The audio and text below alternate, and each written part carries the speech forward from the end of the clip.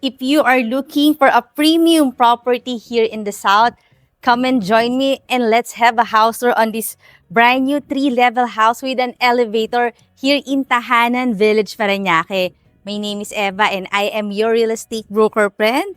At ito na nga ang isa sa napakagandang bahay dito ngayon sa Tahanan Village. Look at the facade. Modern. Meron tong lot area na 280 square meters at ang floor area is 450 square meters. At facing northeast ang kanyang orientation. Ang ganda ng location nito kasi napakalapit lang sa Skyway, sa SMBF, even sa gate ng subdivision. Malapit din sa clubhouse at napakalawag ng ating carport. Kasi dito 4. This is single detached house. Meron tayong mga gate dito sa side, sa dalawang side yan. Very nice itong kanilang design dito sa wall. Ito storage or ito yung mechanism ng elevator. O diba, may elevator ang bahay mo kahit nga nasa second floor, third floor, ang dali mo lang umakyat. At ito na tayo sa ating porch. Huge yung ating main door, tapos may automatic door lock system. Bago natin ipagpatuloy ang ating house tour, request ko rin na i-click mo na yung subscribe button ng ating channel na Home Search Philippines para updated ka lagi sa mga videos na magagandang bahay. Sukin natin! Welcome to your elegant and charming house here in Tahanan Village. Pagpasok natin, makikita na natin yung buong ground floor. Ito yung living, dining, and kitchen kasi open layout siya. Maluwag ha. Tapos fully air condition. Ayan, meron kang Samsung AC dito. I think ito yung mga 2 horsepower or 2.5. Tapos look at the wall. O, diba? Made of wood. Ito naman ang iyong window dito sa iyong living space. Meron kang security screen. Ito yung mga high quality windows. Tapos ito yung isa sa mga nagpa-high-tech ng bahay. Ang iyong elevator. Naka-off lang siya, pero kung pupunta ka ng second floor, third floor, very convenient ito. Kaya nga talagang future-proof ang iyong bahay dahil elevator. Para naman pagdating ng araw, ayaw mo na talagang gumamit ng staircase. Ayan na, ang iyong elevator. Ito naman, powder room. Oy, nice din siya, oh. Toto yung brand ng kanyang sink. Maganda to pag inayusan mo talaga. Pa-interior design mo, tawagan mo lang ako ha, kasi matutulungan kita dyan. Tapos ang laki ng mga tiles, kaya alam mo talagang high class ang iyong property. I think this is 80 by 160 yung size niya. Tapos, para naman lagi mo nakikita ang iyong family members, ito na kagad ang iyong kitchen. Kaya yung advantage ng mga open layout na bahay kasi at least magiging mas close kayo ng mga family members. Tapos, pwede ko siyang mag-utilize na rin as your breakfast nook. Maglalagay ka lang dito kahit mga 4 or 5 mga bar stool. Tapos, pwede na rin prep area. Ito ang iyong, look, ang nice ng kanyang sink. Ang daming mga functions niya, no? Diyan lumalabas yung mga water. Tapos, maaliwalas din kasi meron ka rito window na may screen. Tapos, may access to palabas ng house. So, kung galing ka sa iyong sasakyan, may dala kang maraming groceries, pwede kang dumaan dito using yung gate na doon. Tapos, eto naman, pwede mong magamit as your daily kitchen. Mataas din yung kanyang fence, oh. Tapos, may mga plants ka na dito.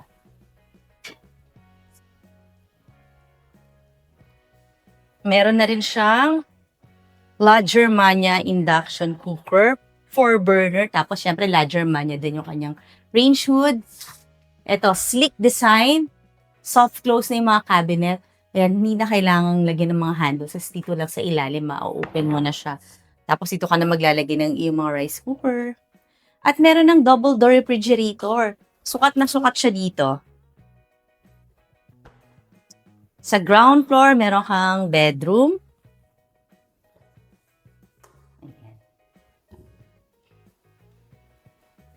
Meron din ditong additional lang na cabinet. Panoramic windows. Kita nyo, may malaki siyang security screen. Tapos, mataas yung fence ng neighbor tsaka sa'yo. Kaya medyo maganda yung privacy. Tapos, lahat naman ng rooms meron ng AC. Mga inverter type AC, tapos meron din siyang own bathroom. Mga elegant looking lahat ng bathroom niya. Ito naman mga tempered glass ito. Ito may cabinet naman dito sa side. May mirror ka na, may sink. Kaya pwede talaga siyang magamit as bedroom. Pwedeng guest room, pwede ring TV area. Dito naman sa dining, I think kasya dito kahit mga 8-seater dining set.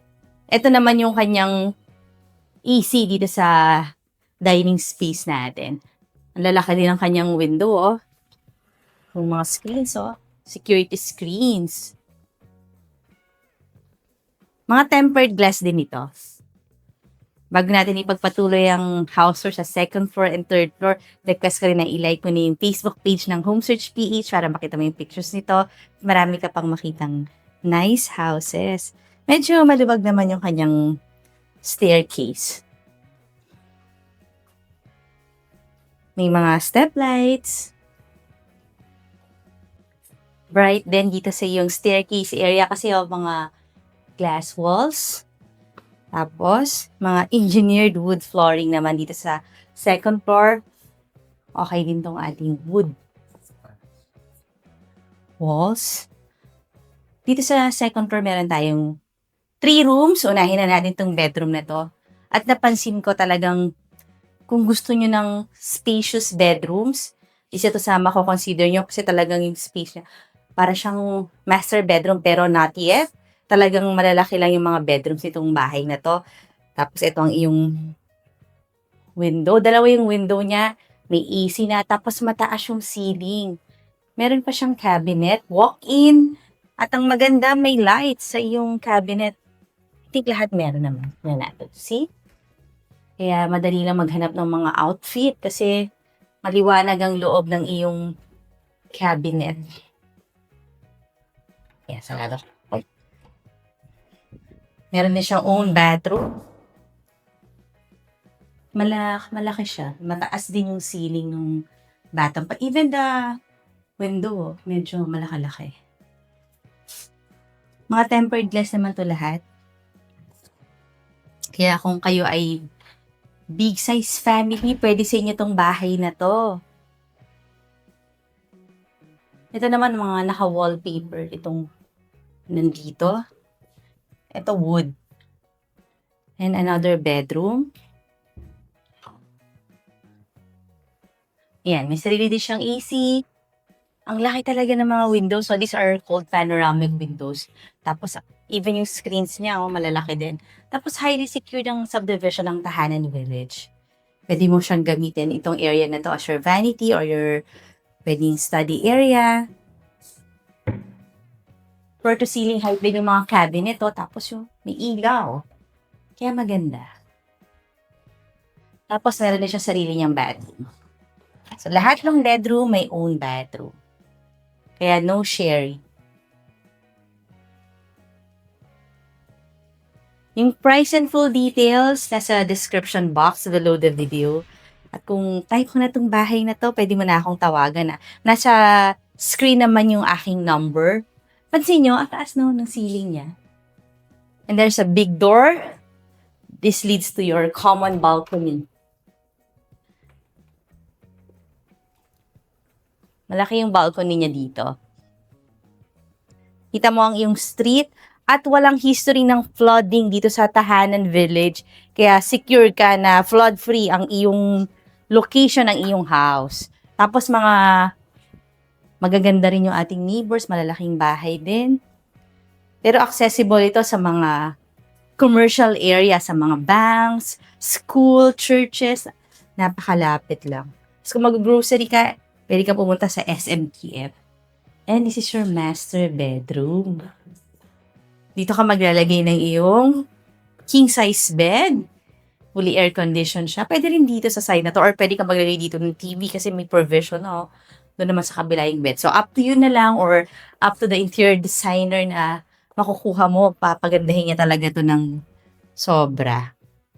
At meron kang walk-in closet. Ang laki. His and hers. I think this is his closet. May ilaw din.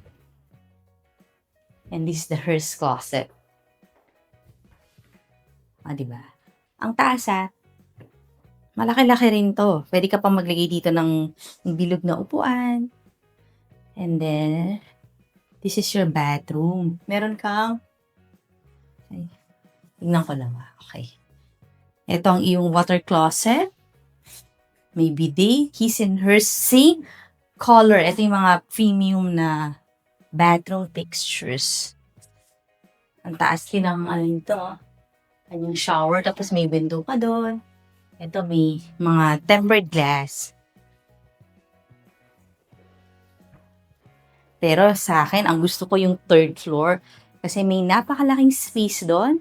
Puwede mong gawing multi-purpose hall at check na natin. Ang liwanag dito, oh. Para sa akin, best part itong 3rd floor. Puwede nating i-close yung kanyang door. Tapos meron ditong 2 AC. So itong buong area na 'to papalamig talaga ng 2 malaking aircon na 'yon. 'Di ba? Puwede talagang gawin 'tong parang events place na para sa mga small family gatherings or events. Puwede kang maglagay dito ng billiards. Puwede kang maglagay ng yung mga drums, pang music room. Tapos meron ka pang kung meron kang malaking area dito sa 3rd floor, adjacent din dito sa mas malaki namang balcony. Ay medyo mataas na yung mataas na tayo kaya kita na natin yung parang part ng Parañaque, ibang part. Tapos meron pa dito sa side na 'to Up to here yung kanyang balcony. So ang laki-laki talaga ng balcony mo. Ito mga tempered glass ito. Siguro maganda dito pag New Year, no? Kita mo yung subdivision, maraming mga fireworks. Ito yung pinaka-covered part ng balcony. So kung aayusan mo siya, pwede kang maglagay dito ng mga furniture, kahit yung mga indoor furniture, kasi hindi naman mababasa dahil talagang fully covered itong balcony na to. Parang extension nga nito ng malaking area. Kaya kung magbe-birthday ka, magsi-celebrate ng event, pwede mong invite yung mga friends mo at dito kayo sa 3rd floor. Meron naman siyang kitchenette. Ayun, meron pang rep, So, dito ka magpe-prepare ng food dyan mo na ilalagay yung mga pagkain. Tapos, hindi na rin kailangang bumaba dahil merong powder room dito sa 3rd floor. O, diba? Gusto ko talaga tong 3rd floor na to kasi ang laki. Tapos malamig. Meron ding bedroom dito. Ito na yung last bedroom natin. Kaya total of 5 bedroom siya plus maid. So, ang laki rin ng bedroom na to. Gusto ko tong bedroom na to dito sa sa 3rd floor. Fully air-conditioned. Tapos meron siyang own bathroom. Mas maganda nga makita nyo to sa actual kasi mapapansin nyo talaga na pulido ang pagkakagawa ng bahay na ito dito sa Tahanan Village, Parañaque. At kung safety and security, given na yan na talagang highly secured ang Tahanan Village at hindi pa binabaha. Kaya kung interested ka na sa bahay na to, tawagan mo na ako, nandyan yung number ko. Ngayon naman, request ko na i-click mo na yung subscribe button na ating channel na Home Search Philippines, and I will see you on this house and on the next video.